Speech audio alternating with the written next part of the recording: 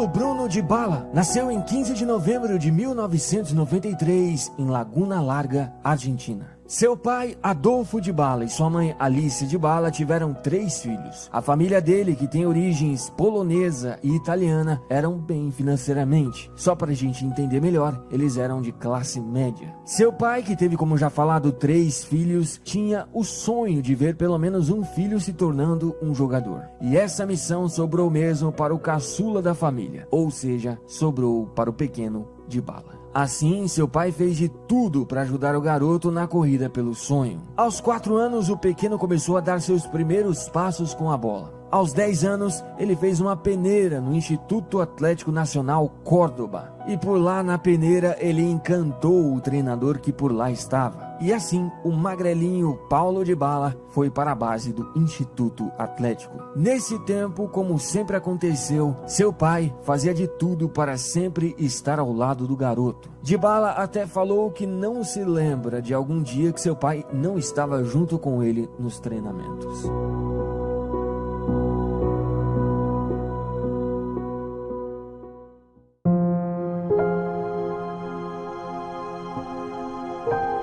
Porém, algo inesperado e muito triste aconteceu. Seu pai, Adolfo Dybala, descobre um câncer. E não muito tempo depois, quando Dybala estava com 15 anos, seu pai, seu companheiro de muitas e muitas jornadas, infelizmente, falece.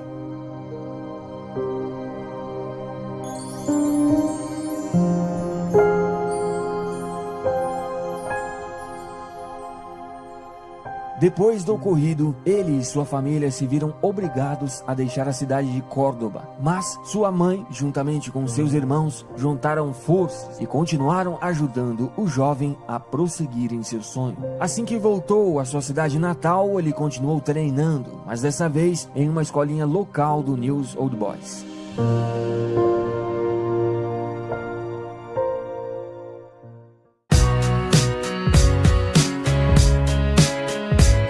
Mas logo depois, com o apoio de sua família, ele decidiu voltar à cidade de Córdoba, só que dessa vez sozinho, justamente para voltar a treinar no clube que abriu as portas para ele. Ou seja, ele voltou novamente a treinar no Instituto Atlético Córdoba. E por ali, agora morando sozinho em um alojamento, ele foi se desenvolvendo cada vez mais. E como estava jogando muita bola, seu sonho estava mais perto do que nunca. E em 2011, o Instituto levou o jovem ao time principal que jogava a segunda divisão da Argentina. Ou seja, finalmente, depois de grandes obstáculos, seu sonho tinha se tornado realidade.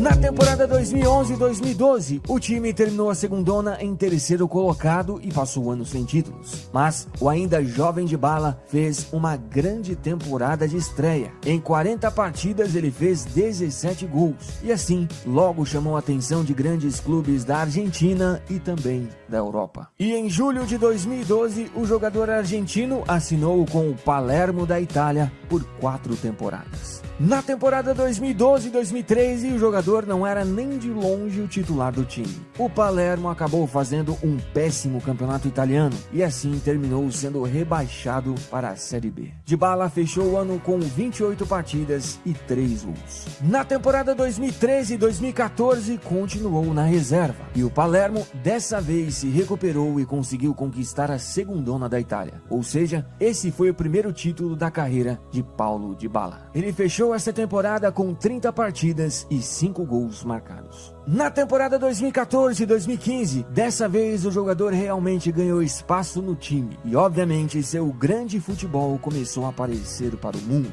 O time do Palermo terminou o italiano em 11º lugar e passou o ano sem títulos. Mas, individualmente, Paulo Dybala se destacou demais. Prova disso é que ele fechou a temporada com 34 partidas, 10 assistências e 13 gols. Assim, depois de uma temporada com tantas participações decisivas em partidas, ele chamou a atenção de grandes clubes da Europa. E não demorou muito e em julho de 2015, a grande Juventus comprou o jogador por nada menos, nada mais que 32 milhões de euros. Pelo Palermo, em 3 anos, ele jogou 93 partidas, fez 21 gols e conquistou um título. Já pela Juventus, na temporada 2015 e 2016, até mesmo rapidamente se encaixou no time e a Juve fez um espetacular ano. Eles conquistaram a Supercopa da Itália, a Copa da Itália e o grande campeonato italiano, e pela Champions foram parados nas oitavas. O jogador fechou sua primeira temporada em grande clube, jogando 46 partidas e fazendo 23 gols. Aliás, em 2015, Dybala foi convocado pela primeira vez à seleção argentina principal.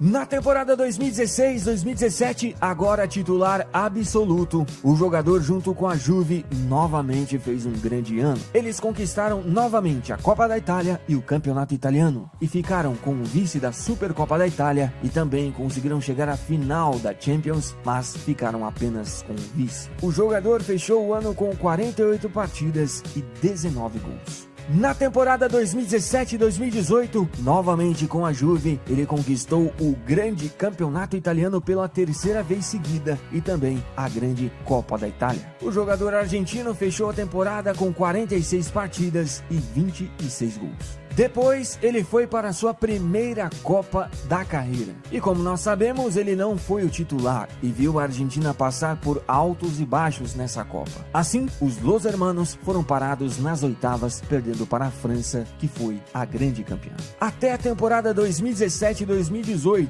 Dybala jogou 140 partidas, fez 68 gols e conquistou 7 títulos. Obviamente, Paulo Dybala ainda está no começo de sua carreira, mas já podemos dizer que ele está entre os melhores atacantes do mundo. E olhando para ele agora, analisando tudo que ele já fez no futebol, você acha que um dia ele vai conseguir alcançar o posto de melhor jogador do planeta? E pra gente finalizar o vídeo de hoje, bicho, fique aí com uma entrevista. Na verdade, foi apenas um bate-papo que eu tive com o Chico do Desimpedidos. Geralmente, quando ele tá na frente das câmeras, a gente vê mais o lado comédia dele. Dessa vez, você verá o lado mais sério dele. Ele fala um pouco da sua carreira, fala um pouco das dificuldades que ele passou pra chegar onde ele está. Então, eu tenho certeza que você vai curtir demais. Somente segue o baile. Agora, mais um parceiro aqui, com certeza, é o grande Chicão, que já me ajudou muito no canal. Eu já tenho que agradecer você. Porra, agradeço Obrigado você, mesmo, cara. Chicão, você já também, em algum momento na sua carreira profissional, você já pensou em desistir ou se não chegou a pensar, já passou um ponto muito difícil na sua carreira? Cara, pensar em desistir já pensei milhares de vezes, né? Até porque eu sou ator e eu não era do mundo do futebol, eu caí meio que de paraquedas, assim, peguei uma oportunidade, que na verdade era uma oportunidade única de entrar como estagiário do Desimpedido.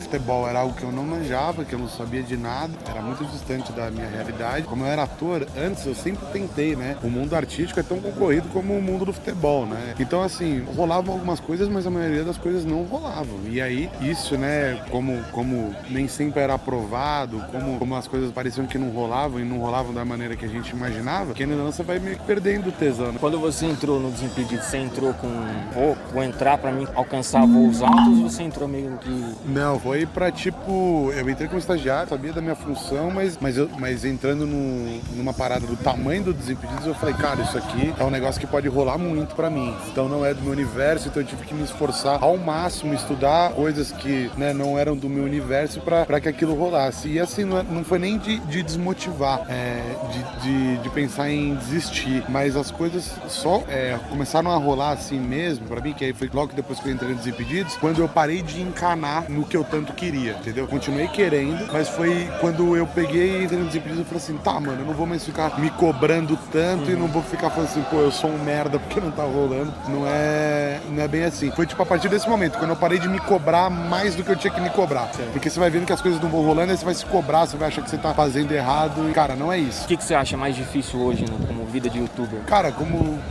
não digo nem como vida de youtuber, eu digo como universo pra quem a gente fala, né? Que a gente fala pra um público que curte futebol. E por eu não ser desse público, pra mim eu tenho que melhorar sempre, todo dia, porque eu tenho que ir atrás, eu tenho que buscar conteúdo, eu tenho que pegar essas outras formas de falar desse assunto que eu não domino, entendeu? Então é uma renovação a cada dia e isso que é o legal, porque eu nunca vou estar numa zona de conforto, porque eu nunca vou estar confortável. Pensando mais pra frente, você consegue se ver daqui uns 5 anos, você consegue se imaginar ou você deixa simplesmente fluir? Cara, eu deixo simplesmente fluir, porque, como eu disse, as coisas só começaram a dar certo pra mim quando eu desencanei, assim, de ficar me projetando. Mas, cara, é óbvio que eu tenho vontade de fazer as paradas que eu sei que eu sou do universo. Então eu tenho muita vontade de voltar pro teatro, tenho vontade de fazer novela, de voltar a atuar, de fazer um filme, quem sabe. De também ir pra um universo mais geral, não só ficar no futebol. Acho que também eu poderia ir pra um universo mais geral. Agora uma curiosidade, a última pergunta. O Bolivão, ele tem aquela voz ou ele faz? Não sei, nunca vi ele sem máscara. Tá certo. Sanou a nossa dúvida. Obrigado. É nóis, valeu, galera.